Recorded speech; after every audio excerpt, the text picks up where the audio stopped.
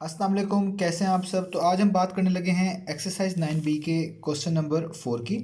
तो हमारे पास यहाँ पे लिखा हुआ है if R represents an anticlockwise rotation of 240 degree.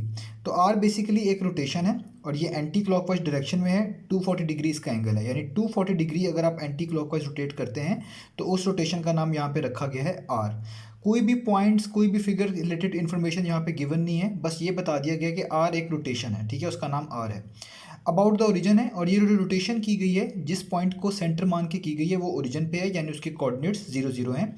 और ओरिजिन पे पॉइंट होने का फ़ायदा ये है कि जो रूल्स ऑफ रोटेशन है वो हम अच्छे से अप्लाई कर सकते हैं, जो हमने बाकी सारे क्वेश्चंस के अंदर अप्लाई करना सीखे हैं। तो describe R2 and R2 power 4। तो वो कह रहे हैं बताएं R2 कैसी रोटेशन होगी और R4 कैसी रोटेशन होगी। यानी यही रोटेशन R, इसी की मदद से हमें मिलेगी R2 और इसी रोटेशन की मदद से मिलेगी R2 पावर 4। तो हमसे पूछने इन रोटेशंस के अंदर क्या बात होगी नहीं, और इनको आपने डिस्क्राइब करना है, यानी इनके मुतालिक हमें बताना है। तो आइए इस क्वेश्चन को स्टार्ट करते हैं। तो ये हमारे पास है क्वेश्चन नंबर 4, इसका डाटा लिख लेते हैं हम यहाँ पे, ठीक है। तो क्वेश्चन नंबर 4 है। तो हमारे पास इसका गिवन डाटा क्या है कि हमारे पास एक बेसिकली आर रोटेशन है, ठीक है, और ये एक एंटी क्लॉकवाइज रोटेशन है, ठीक है, एंटी क्लॉक वाइज रोटेशन है और 240 डिग्री के ऊपर है, ठीक है। और किसके अबाउट हो रही है? ओरिजिन के अबाउट हो रही है। और ओरिजिन हम कहते हैं जिसके कोऑर्डिनेट्स क्या होते हैं हमारे पास बेसिकली 0 0, यानी इसके दोनों कोऑर्डिनेट्स क्या होते हैं? 0 0। अब हमने इसको सॉल्व करने से पहले हमें कुछ कंसेप्ट्स का पहले पता होना चाहिए, उसके बाद हम इसको सॉल्व करेंगे। सबसे पहली बात तो आपको ये पता होनी चाहिए कि स्टैंडर्ड पोजीशन ऑफ एंगल क्या होती है, ठीक है।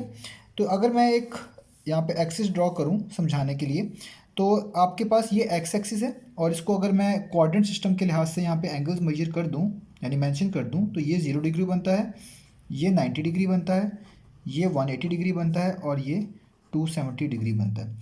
और आप लोग अच्छे से जानते हैं कि जो कोऑर्डिनेट होते हैं ये 4 कोऑर्डिनेट होते हैं, 1 2 3 और 4, और हर कोऑर्डिनेट में टोटल एंगल 90 डिग्री का होता है। हम स्टैंडर्ड एंगल ऐसे एंगल को बोलते हैं जो हमेशा इस पॉजिटिव एक्स एक्सिस से बनाया जाए। जैसे फॉर एग्जांपल अगर मैं यहाँ पे एक एंगल ड्रॉ कर लूँ, लेट्स से ये एक एंगल है, तो ऐसा एंगल जो पॉजिटिव एक्स एक्सिस से काउंट किया जाए, यहाँ से मेजर किया जाए, और उन दोनों उसका जो सेंटर हो वो ओरिजिन पे हो यहाँ पे, यानी दोनों आर्म्स का जो सेंटर है, जॉइनिंग पॉइंट है, वो ओरिजिन पे होना चाहिए।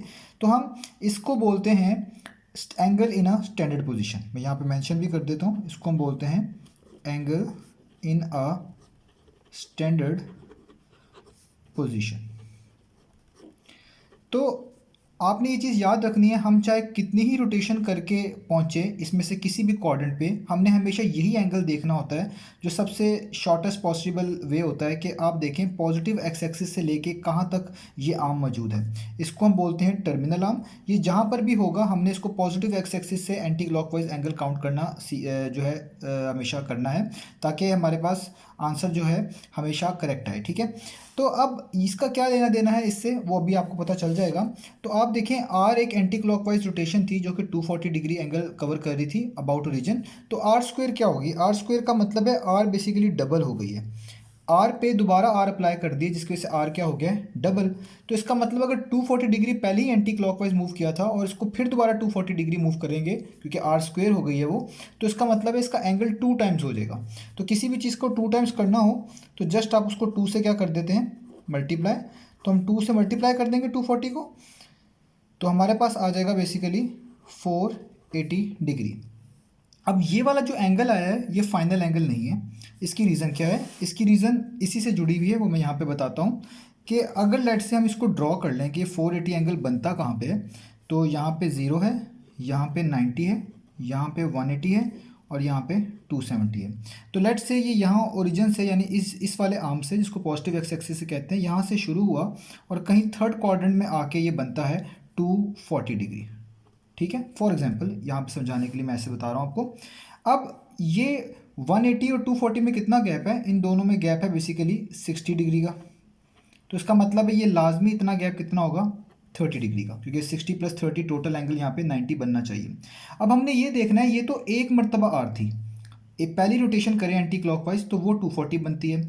हमने आर स्क्वायर निकाली है जो कि 480 आ रहा है। 480 का मतलब है इस 240 में दोबारा 240 जमा कर दो, यानी इस 240 को दोबारा एंटी क्लॉकवाइज 240 रोटेट कर दो। तो हम इसको दोबारा यहाँ से एंटी क्लॉकवाइज 240 रोटेट करके देखते हैं ये कहाँ पहुँचता है। तो देखें, अगर मैं इतना कवर करूँगा, इतना कवर करूँ तो ये होता है 30, इतना कवर करूँगा तो ये होगा 90, ठीक है, और इतना कवर करूँ तो ये भी होगा 90।